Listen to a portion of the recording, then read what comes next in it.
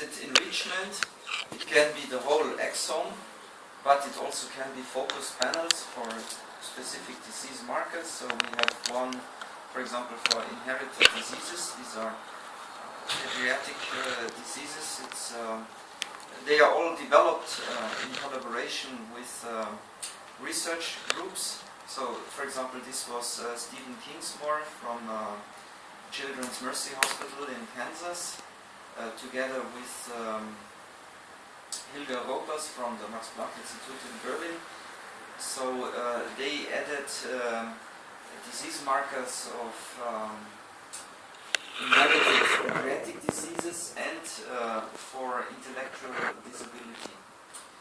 Then we have autism panel, various cancer panels, and I will focus a little bit on cancer. We have cardiomyopathy panel with specific panel for solid tumors. Wait, can I ask you? Yes. True site, this is for RNA sequencing. No, What's it's the DNA. DNA. Yeah. And actually, TrueSight, it's just a brand name. Yeah, it's not really telling anything about the technology. Yeah, but it's all DNA sequencing. Okay, so we have, yesterday I showed you the full exome. So it works with the same protocol in the laboratory, but the full exome has 37 megabases if you take all exonic regions, and we have the expanded exome with 62 megabases if you also take neighboring untranslated regions. Here, this was our first clinical exome, so only genes that were reported to contain disease markers, variants that are used as markers for specific human diseases. But we later launched a new clinical exome for the MySeq. So these panels were specifically developed for MySeq. Of course, you can also run them on NextSeq and even on HiSeq, but they were developed for a small benchtop sequencer. And the TrueSight 1 has nearly twice the amount of genes. So it has a fairly large region site. It's about 1/3 of the total human exome. But the advantage is you can put 3 samples on one MySeq. For the exome, it can be maximum 1 sample. And you get a decent coverage. Yeah? So at least you should get 20-fold coverage for, I think it's specified here, for 95% of all the target region. So this is the minimum coverage. So in general, when we speak about coverage, there are usually 2 numbers. One is the mean coverage, so average coverage, and this is of course higher because you have some variation. You have some regions that are more highly covered than others, and this is the minimum coverage. So you can be sure if you have 20-fold minimum coverage that you can detect a relatively rare variant in the whole target region. Of course, if it's really very rare, then you might want to even increase this to a higher depth. The idea of TrueSight 1 is, instead of having specific panels for different disease phenotypes, to have one uniformal panel for everything. And then bioinformatically you look at those genes you're really interested in. So to have like a common workflow, and also in terms of cost, it is cheaper to make one standard panel in a big quantity rather than to make many specific panels in a very small quantity. So you also have to keep in mind the cost efficiency. So if you have a small project with maybe 100 samples, it might be cheaper to take, for example, TrueSight 1 instead of designing a specific panel only for this 100 samples. If it's more, if it's maybe 500 or 2000 samples, then it might be cheaper to make this specific targeted panel. So you have to think about this.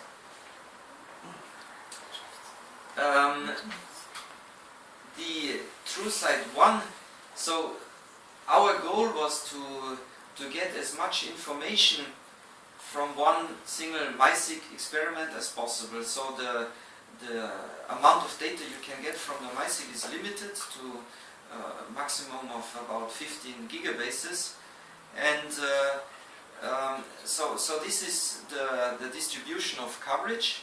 So you have some regions that are, so this is the mean coverage. It is maybe something like 100-fold. Then you have the minimum coverage at 95%, so this was 20-fold. And then still you have some regions that are lower. And then you have other regions that are higher, much higher. Yeah, so actually these regions, they may be covered 1000-fold or more. And this is actually not necessary. Yeah? So this is information you don't really gain anything from, but of course they also generate cost. So what you want to do is to reduce this and this. So here you have not enough information, here you have too much information. And this is what we did. And we did it by redesigning the probes. So there are some probes that are low performance, and we redesigned them. It means we just maybe shifted them by a few base pairs to the right, to the left in the genome, and maybe they were just sitting on top of a SNP, of a variant, or maybe they were sitting in the region of a repetitive element or some extreme GC content. And since in the protocol, in the lab protocol, we have only one general melting temperature, if we redesign it, we can optimize the performance of these probes. On the other hand, we have these high performers, so that work better than needed, and we add some antisense probes to suppress the coverage in these regions. And as a result, we get a more narrow distribution, and so the minimum coverage is closer to the mean coverage. And with this trick, we get more information from the same amount of data. So for a good panel design, this is what should be done. About the protocol, it is actually exactly the same as for exome sequencing. So first you do whole genome library, starting from genomic DNA, 50 nanogram of genomic DNA. Then with transposons, you make a whole genome library, and then you amplify with index primers, and then you have your library. Then you pool libraries together, and then you make the pull down with long 80-mers that are biotinylated, and then you fish out the interesting target regions, the fragments inside the target regions. We have, so this is the most common workflow. This is called Nextera rapid capture. So capture means pull down. The second protocol is the amplicon protocol, and we use it, for example, for the tumor panel. So in general, the amplicon panel is used for smaller target regions. This is targeting 5 different solid tumors, so lung, colon, gastric, ovarian, and melanoma. And it is looking for variants with more than 3% frequency in the sample. So it is sequencing quite deep.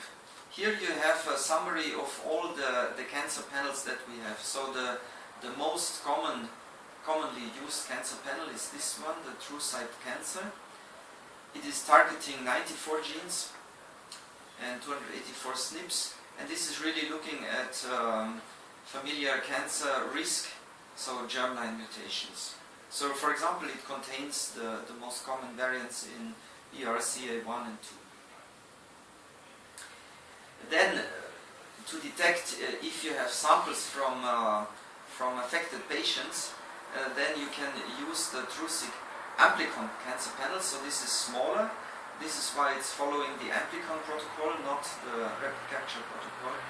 So here we have about half the number of genes, 48, but it is sequencing deeper. And then we have the TrueSight tumor that I just showed for these 5 types of solid tumors. There we only have 26 genes, but again we sequence deeper. So there we look at a mean coverage of 7,000-fold. A little bit more detail about the TrueSick Amplicon workflow. So there again you start with genomic DNA, and then we design 2 probes for each target region, and they hybridize upstream and downstream of your target region. And then we do an extension, so we use master mix and polymerase to fill this gap. And ligation, and then we have one construct that can be amplified, and that is covering your target region. And for the amplification, again we use primers that contain indices. And then we can sequence it. And specifically for the TrueSight tumor panel, we designed a second set of probes for the reverse strand. So then we can independently, we have 2 assays, one for the forward strand and one for the reverse strand, and then bioinformatically we can compare the both strands, and only if the variant is homologous for both strands, then we have a proof that this is a true variant. So we can easily distinguish it from artifact. Artifacts, especially from DNA samples that were extracted from paraffin-embedded tissues, so like in pathology collections, they occur through deamination of cytosine. So if you store your samples for a longer time and they get exposed to oxygen, they can be oxidized, and then the result is converting cytosine into uracil, and this is like a SNP, but of course it's an artifact. This is not what we want to detect. So this is why we sequence both strands. We make the comparison bioinformatically, and then we can automatically filter if there is no agreement between both strands.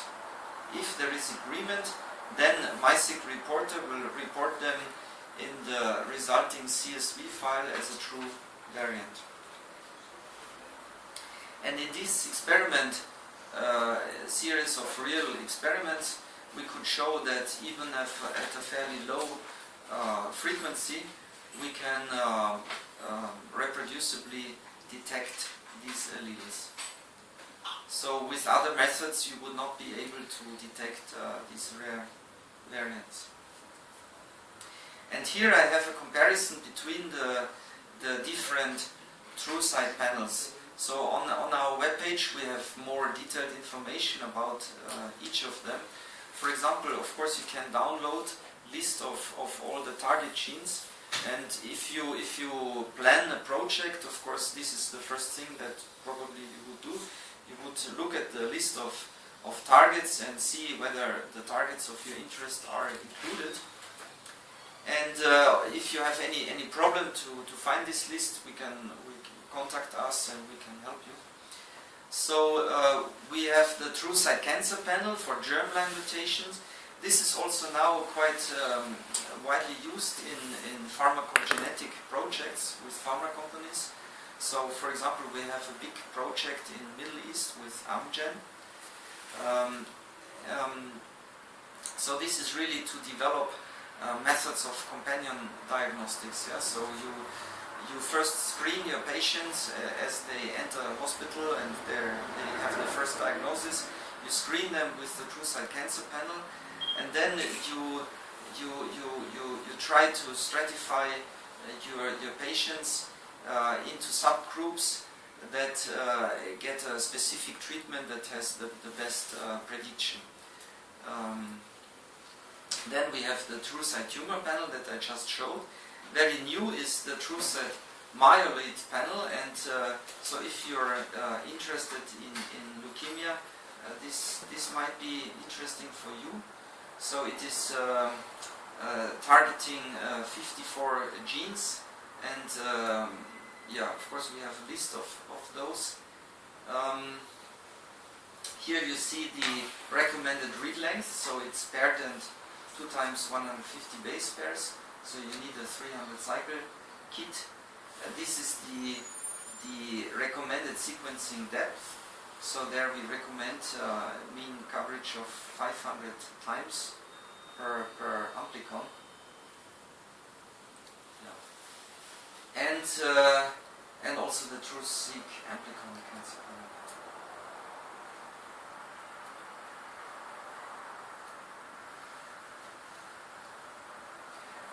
I have also some more information on a data sheet. So, for example, here about the myeloid panel.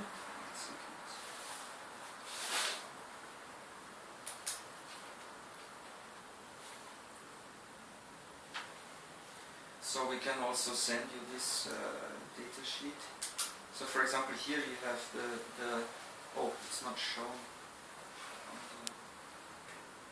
Once the data are analyzed with MySeq reporter that was presented before by Nikolai, you get as output from MySeq reporter this .csv variant call file. So basically it's a text file with list of maybe several hundred variants per sample, and then what you want to do is to filter these variants, because you don't want to look at several hundred variants. You are only interested in ideally the disease causing variant. So this is why we developed as a simple tool that everybody can easily use, Variant Studio, and you get a license of Variant Studio if you order one TrueSight kit. So it doesn't matter whether it's TrueSight 1 panel or maybe myeloid cancer panel.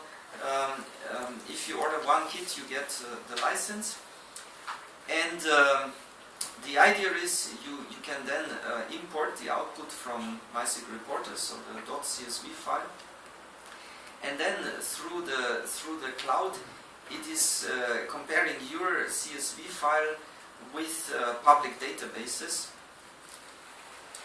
and then it is you can annotate. So you, for example, if they were reported in other studies as being disease causing, you get this information during the annotation process. Then you can filter, and we have various filters. So, for example, you can do family-based filtering if you have trios, father, mother, and child, or you can filter for only unknown variants that were not reported previously, or you can filter, for example, for non-synonymous SNPs that are changing the amino acid.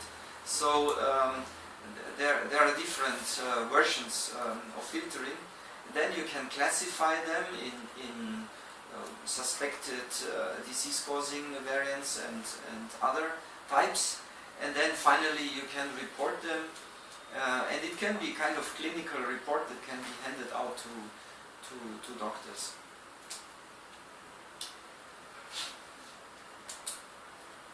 So yeah, this is basically what I just said. So this is how it works. You get, as a result from MySic reporter, this BCF file. You import it into Variant Studio. Variant Studio is comparing your variants with public databases, and then you get the annotation, and then you can do the filtering locally. So it's not uploading your data into the cloud. Yeah? It's not like Basebase. And then you export the result. It is really easy to use, and we also have online some tutorials. So we have some examples, and if you go to the Illumina webpage, you can go through these tutorials, and they will show you how to use Variant Studio.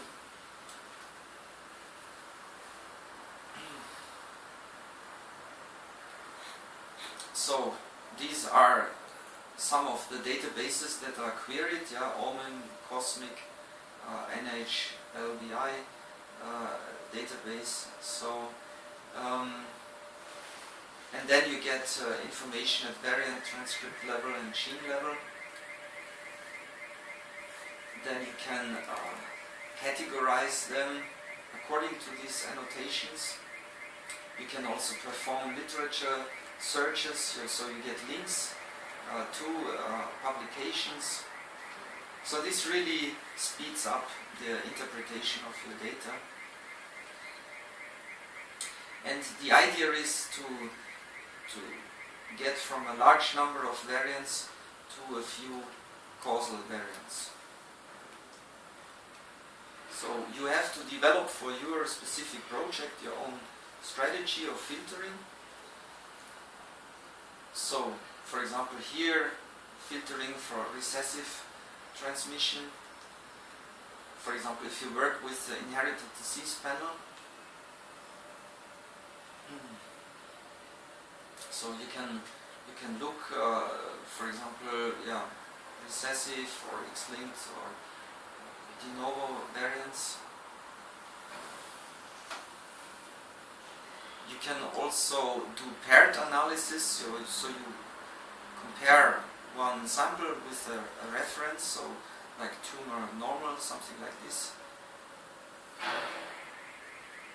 And then finally you classify into different categories, and one category, pathogenic, likely pathogenic, then you can include in your report, and this report can also be customized, so you can create your own format how you want to report the variants, the results. And as I said, we have several tutorials, videos that you can watch. They take between 10 and 20 minutes, and that show you some examples how to use Variant Studio. Also, if you have registered for an account in my Illumina, then you have access to Basebase, and you have access to Design Studio, and then you can also download all the protocols, and you also can get access to some sample data sets. So data that were generated on MySic or NextSic, for example, for exome sequencing. And then you can try these software tools like Variant Studio or Basebase with these data sets. So this, I think, Corey wanted to show it tomorrow.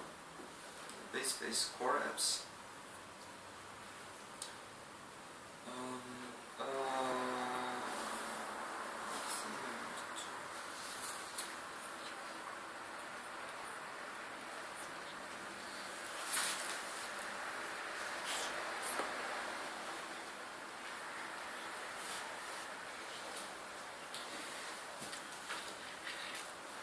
I wanted to show you just some applications in microbiology. So, in the field of microbiology, of course, there are many different projects and applications.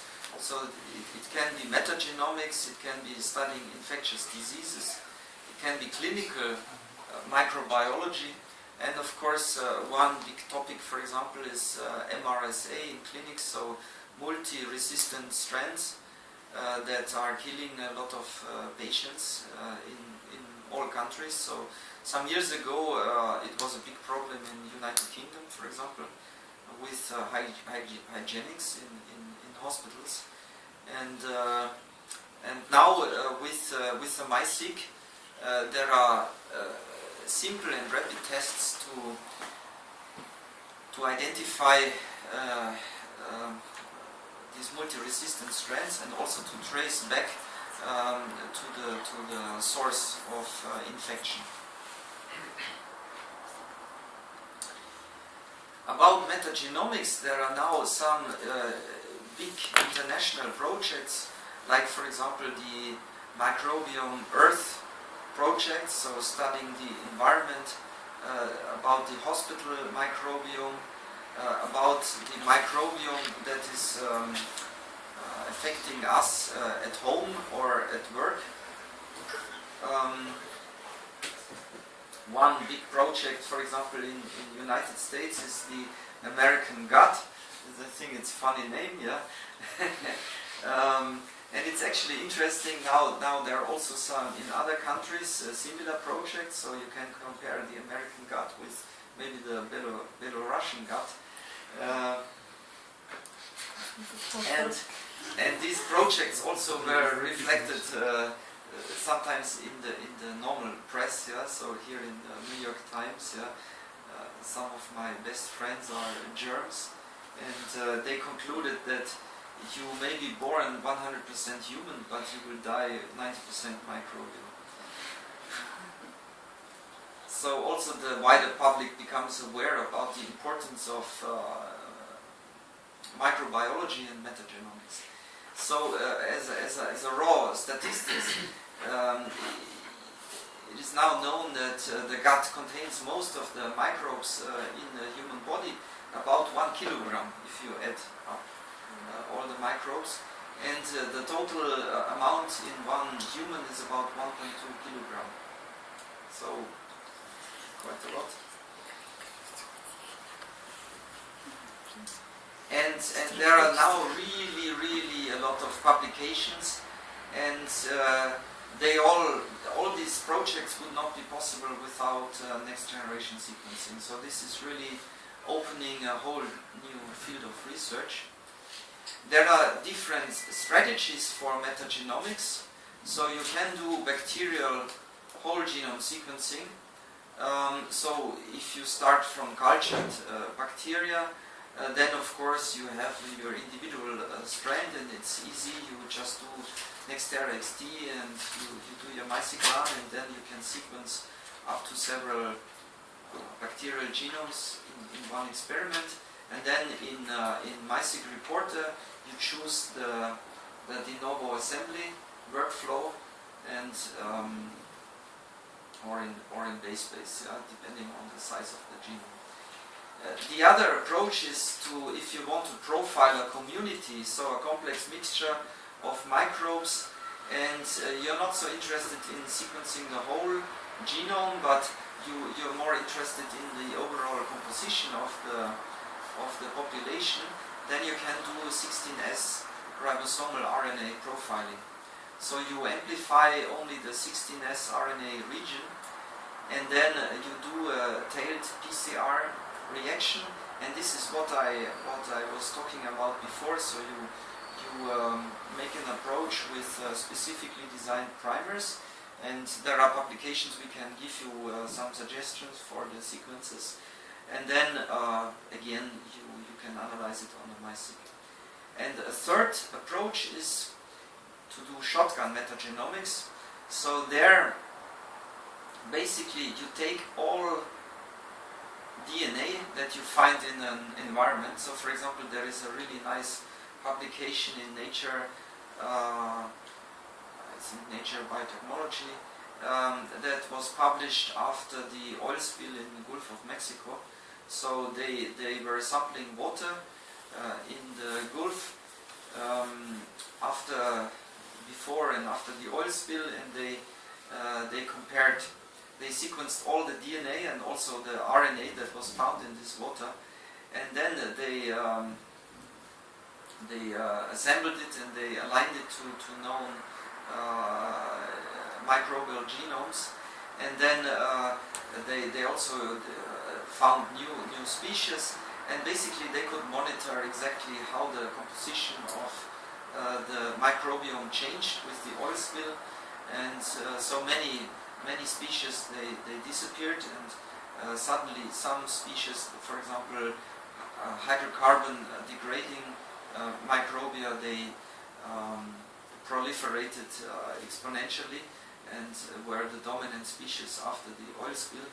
And so with this kind of approach, of course you get most information, because you get both, you get the composition of your microbiome, and at the same time you can get you can find new genomes, but you need more capacity. Yeah? So usually this is done either on high-seq or on next-seq. The 16S ribosomal RNA, so this is a mistake, should be RNA, approach is a tailed PCR approach. So there you focus only on one hypervariable region in your 16S ribosomal RNA, you amplify it, and then you can use MySeq reporter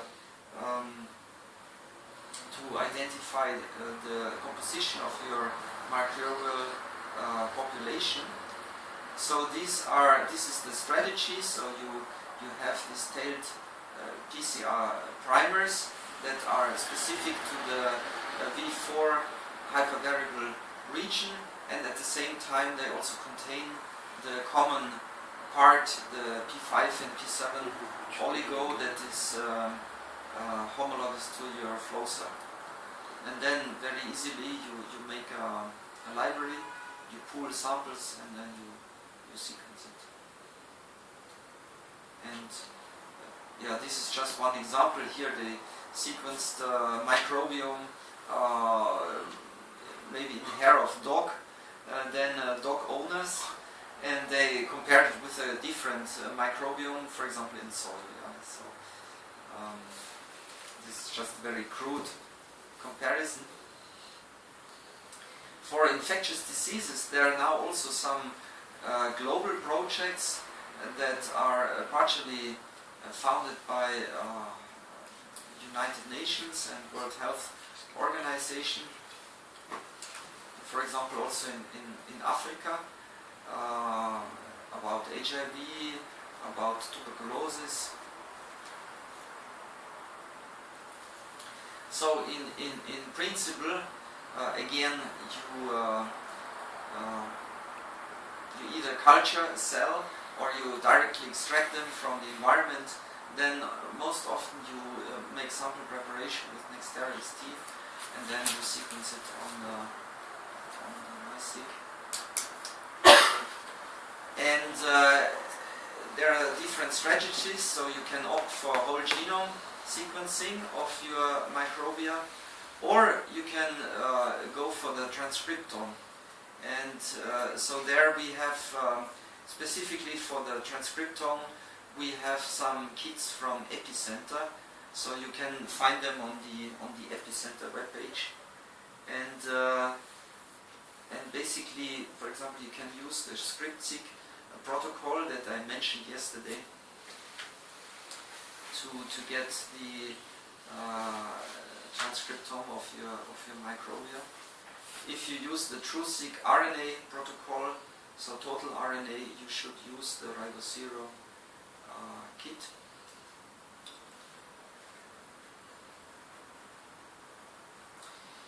This was an interesting study. It was a retrospective study. So basically they reanalyzed old samples that were frozen from a tuberculosis outbreak in United Kingdom. So this is already, it happened many years ago.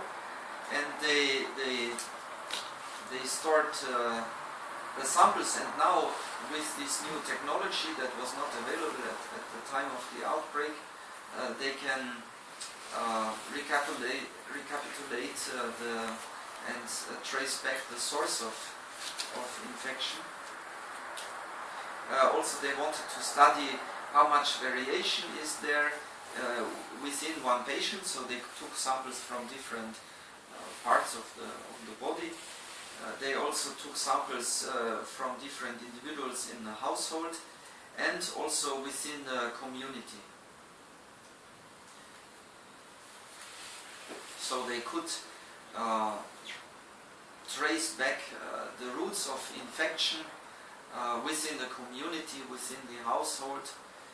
In total, 390 isolates were sequenced from 254 patients, and this really very nicely could identify the root of infection. For MRSA, so this was until recently a really big problem, and still it is a problem, but now at least we have a tool to very quickly, within a few days, identify these multi-resistant strands in hospital, and then quickly take measures to eliminate the root of infection. And there are now several publications, so really within a few days they could identify the source. So for example, one individual, one doctor that just refused to wash his hands.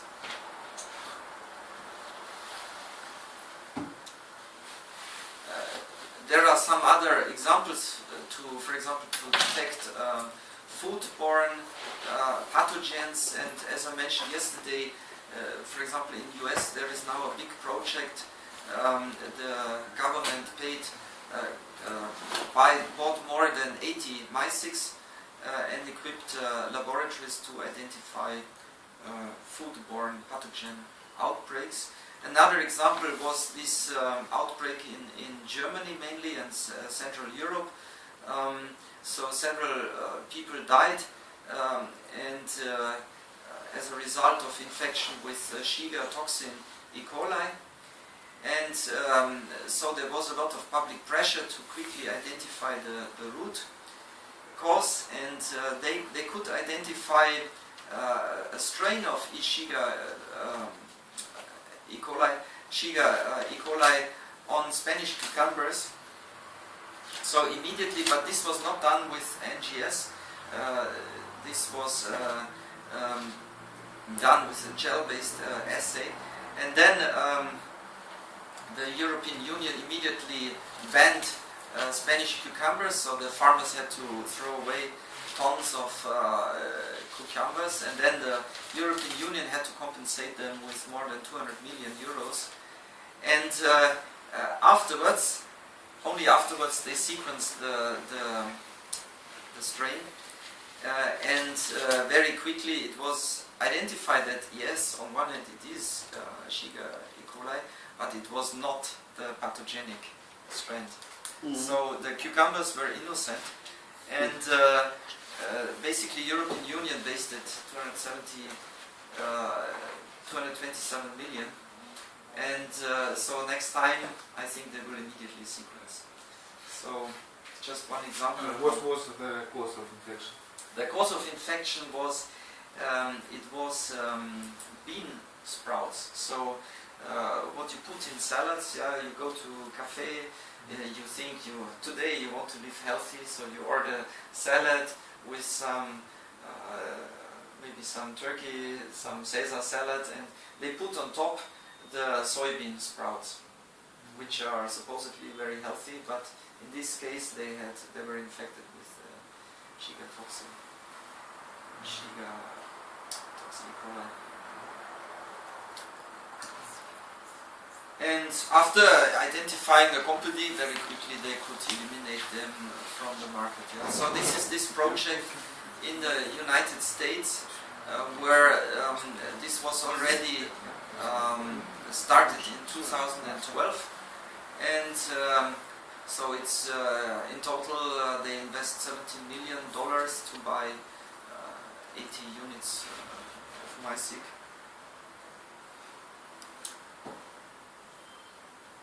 virology, that's another big topic. So I only want to mention it to give some overview. So the advantage, if you compare it to traditional method, is that you can work hypothesis free. So even if you don't know your virus, you can detect it.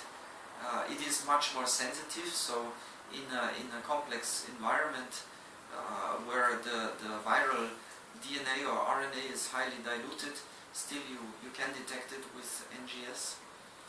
The resolution is very high. Also, you don't have problems with PCR assays that become ineffective after a short time due to antigen drift. You can do more multiplexing, so it is more efficient.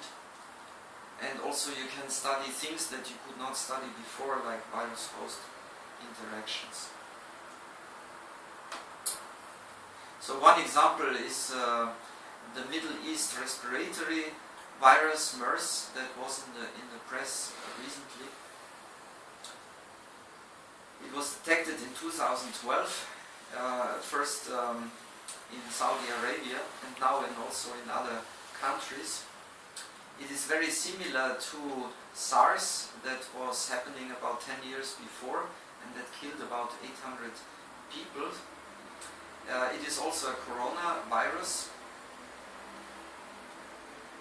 And so they sequenced those samples on MySeq, and they could identify common strands. They could also see that the strand they identified is very similar to a coronavirus that was identified in African bats. So now the researchers already have an indication where the virus comes from. So the question is how it comes from bats into human. For example, I know that I've been a year ago on holiday in Seychelles, and they like to eat bats. Yeah? So they make curry from bats. They capture them and cook them. And so now apart from the fact I'm not very keen on eating bats, but this is another argument to not to eat them. So, like similar to bacteria, there are different strategies. Yeah, so you can do shotgun sequencing, and basically it means that you sequence everything, and then you bioinformatically try to distinguish the host DNA from the viral DNA. Also, you can of course use some kind of PCR amplification to isolate your viral DNA or RNA. You can also use amplicon sequencing with random primers. So this can help you to discover also new virus types. You can also try to enrich your viral DNA or RNA through filtration of viral particles. Or if it's possible, of course, with cell culture, you can also enrich, and then it becomes easier to identify this new viral genome. And since we have different types of virus, so we have RNA, we have single-stranded DNA, and we have double-stranded DNA virus, you need different strategies in order to sequence those genomes. And these are just some examples how you can develop such strategies, and you will find many of these strategies also in publications. So for example, Epicenter, they developed a lot of kits specifically for bacterial and for viral DNA sequencing. And if you start with the RNA virus, so the first task is to convert your RNA into DNA, first single-stranded DNA, and then into double-stranded DNA. And once you have double-stranded DNA, then you just use Nextera XT, and then it's the common workflow. So if it is double-stranded RNA, then you can also just use you can just use a RNA kit. Yeah, so the same as you would use for gene expression analysis. For DNA, it's clear. So you just enrich your virus and then you do next RXT.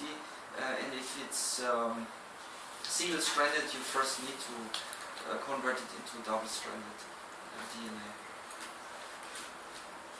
Some examples. So for single-stranded RNA, these hepatotrophic viruses. So in this study that was published, a group tested plasma from patients with chronic hepatitis B, chronic hepatitis C, autoimmune hepatitis, and also healthy individuals.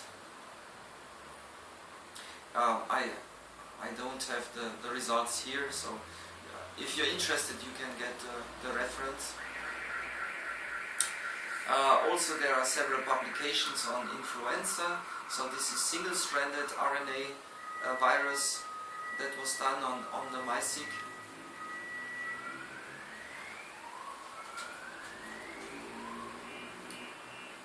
So they were finding H3 and 2, H1 and 1, and influenza B subtypes.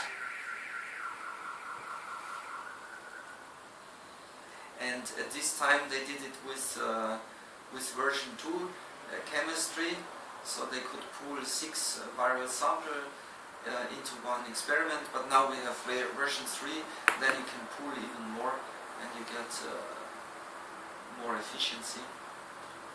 And about the virome, so there you would just sequence all viruses within one complex environment.